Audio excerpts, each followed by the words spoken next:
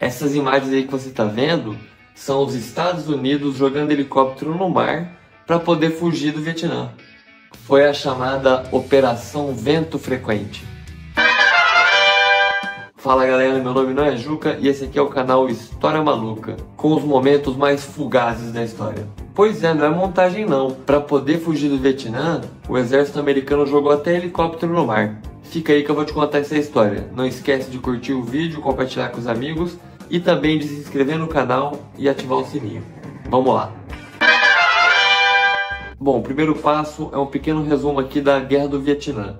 Na verdade, a Guerra do Vietnã é a segunda de 3 guerras da Indochina. A primeira guerra da Indochina começou logo depois da Segunda Guerra Mundial e foi travada entre a França e forças que lutavam pela independência do Vietnã. Essa primeira guerra durou de 1946 até 1954. A Segunda Guerra da Indochina, que é popularmente conhecida como a Guerra do Vietnã, e que eu vou falar com mais detalhes daqui a pouco, aconteceu entre 1955 e 1975. E a Terceira Guerra da Indochina começa em 75 e dura até 1991, mas na verdade envolve diversos conflitos localizados, como por exemplo a Guerra Vietnamita-Cambojana, a Guerra Sino-Vietnamita, além de insurgências no Laos, na Tailândia e no próprio Vietnã. Bom, mas vamos falar aqui da Segunda Guerra da Indochina, a Guerra do Vietnã. Esse conflito, na verdade, era entre as duas partes do Vietnã, que tinham se dividido nesse processo de independência. Então a Guerra do Vietnã começa como um conflito entre o governo do Vietnã do Sul, apoiado pelos países do bloco ocidental, ou países capitalistas, contra rebeldes comunistas que viviam no próprio Vietnã do Sul. A princípio, oficialmente, o governo do Vietnã do Norte, que era comunista também, não fazia parte do combate, mas isso não durou muito tempo. Então a primeira etapa da Guerra do Vietnã era basicamente combates formais e tradicionais entre o exército do Vietnã do Sul e o exército do Vietnã do Norte, além de combates de guerrilha que os rebeldes comunistas do Vietnã do Sul faziam contra o governo do Vietnã do Sul. Esses rebeldes comunistas do Vietnã do Sul são os famosos Vietcongs. Os Estados Unidos, como apoiador do Vietnã do Sul, tinha uma participação mais estratégica e fornecendo equipamentos. Ele tinha muito poucos soldados no Vietnã. Isso mudou no governo do John Kennedy. O John Kennedy tinha uma política muito forte em relação a combater o avanço do comunismo, vamos dizer assim. A Guerra Fria esquentou, com perdão do trocadilho, durante o governo do John Kennedy, e nesse período teve um aumento já significativo de tropas americanas combatendo na Guerra do Vietnã. No início do governo do Kennedy, o número de militares era algumas centenas, e principalmente pessoas mais ligadas a fornecimento de inteligência militar. No curto período que o Kennedy governou antes de ser assassinado, chegou a 20 mil soldados, até que em 1964 aconteceu o incidente do Golfo de Tonkin, que basicamente foram alguns navios espionando ali a costa do Vietnã, que foram atacados pelas forças norte-vietnamitas, e isso foi usado como motivação para um envolvimento maior dos Estados Unidos na guerra. Esse incidente tem várias curiosidades, como por exemplo, quando o presidente Lyndon B. Johnson fez o anúncio do ataque, eles não tinham nem certeza se tinha acontecido mesmo. E hoje, muitos historiadores veem como uma provocação proposital, como se os Estados Unidos tivessem provocado esse incidente para ter realmente um motivo para entrar na guerra, que era o que eles queriam. Bom, e o papel dos Estados Unidos na guerra é algo que é um pouco mais conhecido aí por causa da cultura popular, dos filmes, né, dos tantos filmes muito bons que tem sobre a guerra e sobre o fracasso militar que foi.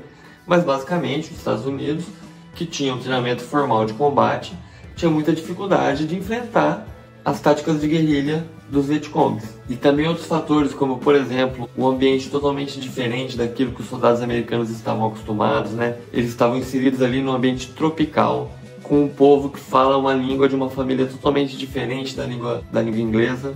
E também, supostamente, o terror que as táticas de guerrilha dos Vietcongs traziam para a mente desses soldados acabaram gerando momentos e imagens que vieram para o mundo ocidental, onde o exército americano começou a ser visto como um vilão na história. Por exemplo, essa foto famosa aqui, que é das crianças fugindo depois de um ataque do exército americano, e outros ocorridos nesse sentido. Lembrando aqui uma grande vítima da Guerra do Vietnã, John Rambo, que um dia ele encontra a paz. Pois bem, essa imagem ruim da presença americana na guerra teve um efeito muito forte na opinião pública nos Estados Unidos.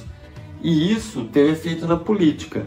Politicamente começou a ficar ruim apoiar a guerra. Então começou todo um projeto de tirar as tropas aos poucos lá do Vietnã, ao mesmo tempo que aumentava o fornecimento de equipamentos e outros tipos de suporte não direto para o governo do Vietnã do Sul. Mas isso não adiantou.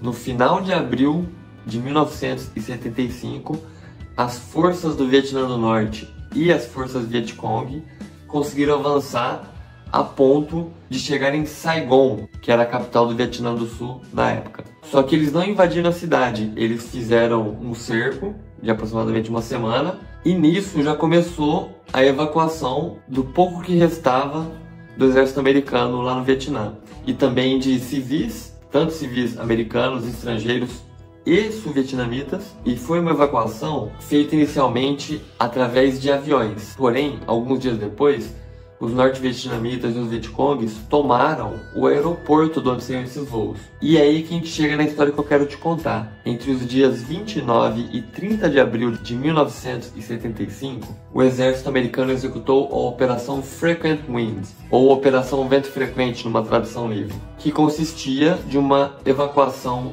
maciça dos restantes desses civis e militares que precisavam sair do Vietnã, através de voos de helicóptero. Esses voos de helicóptero eram da cidade para os navios americanos que estavam próximos ali de Saigon.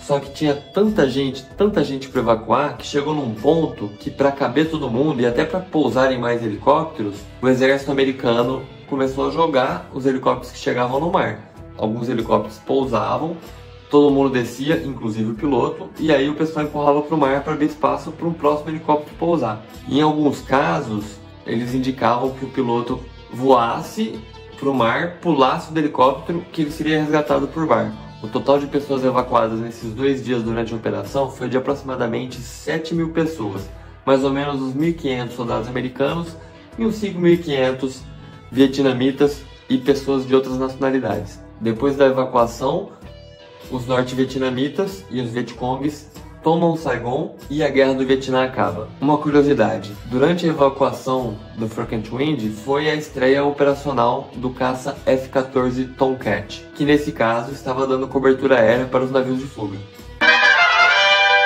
E é isso aí, essa foi a história desse episódio. A Guerra do Vietnã trouxe uma das mais dolorosas derrotas da história militar dos Estados Unidos, mas hoje os dois países são amigos, têm relações comerciais e diplomáticas, e o Vietnã ainda é um país de governo comunista e tem alguns números sociais e econômicos bem decentes.